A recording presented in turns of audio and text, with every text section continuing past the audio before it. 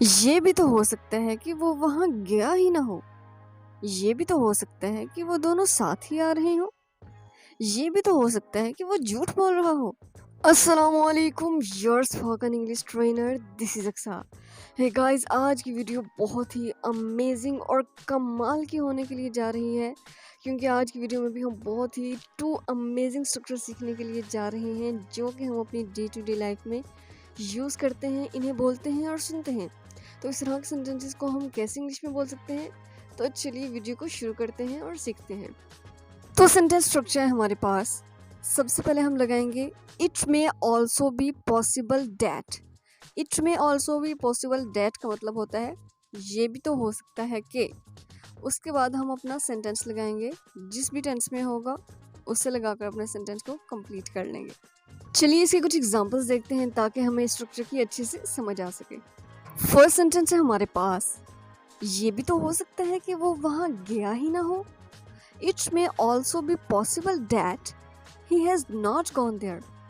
It may also be possible that he has not gone there. ये भी तो हो सकता है कि वो वहाँ गया ही ना हो। ये भी तो हो सकता है कि उसने ये बात कही ही ना हो। It may also be possible that he has not said this. It may also be possible that he has not said this. ये भी तो हो सकता है कि वो अभी तक आई ही ना हो। It may also be possible that she has not yet come. It may also be possible that she has not yet come. ये भी तो हो सकता है कि वो झूठ बोल रहा हो। It may also be possible that he is telling a lie. It may also be possible that he is telling a lie. ये भी तो हो सकता है कि उसने किसी को बताया ही ना हो। It may also be possible that he has not told anyone. It may also be possible that he has not told anyone. ये भी तो हो सकता है कि वो हमें ना बुलाए। It may also be possible that he doesn't invite us. It may also be possible that he doesn't invite us. ये भी तो हो सकता है कि वो दोनों साथ में आ रहे हों। It may also be possible that they both are coming together. It may also be possible that they both are coming together. तो नेक्स्ट सेंटेंसेस है हमारे पास, काश मैं वहाँ रुक गया होता। काश मैंने उसे बता दिया होता। काश तुमने मुझसे बोल दिया होता।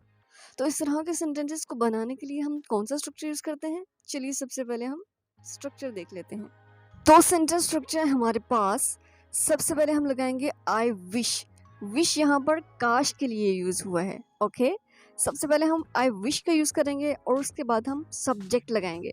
सब्जेक्ट लगाने के बाद वुड हैव और फिर वर्ब की थर्ड फॉर्म, और अगर सेंटेंस में ऑब्जेक्ट है तो उसे लगाकर अपने सेंटेंस को कंप्लीट कर लेंगे। राइट, चलिए इसके कुछ एग्जांपल्स देखते हैं ताकि हमें स्ट्रक्चर की अच्छे से समझ आ सके। काश मैंने उसे बता दिया होता। I wish I would have told him. I wish I would have told him. काश मैं वहाँ चला गया होता। I wish I would have gone there. I wish I would have gone there. काश तुमने मुझसे बोल दिया होता। I wish you would have spoken to me. I wish you would have spoken to me. काश तुमने मुझसे बोल दिया होता। काश मैंने एक जैकेट खरीद ली होती। I wish I would have bought a jacket. I wish I would have bought a jacket. काश उसने टाइम से दवाई खा ली होती। I wish he would have taken medicine on time.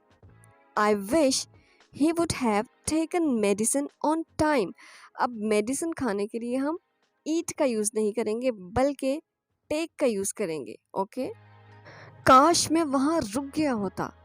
I wish I would have stayed there.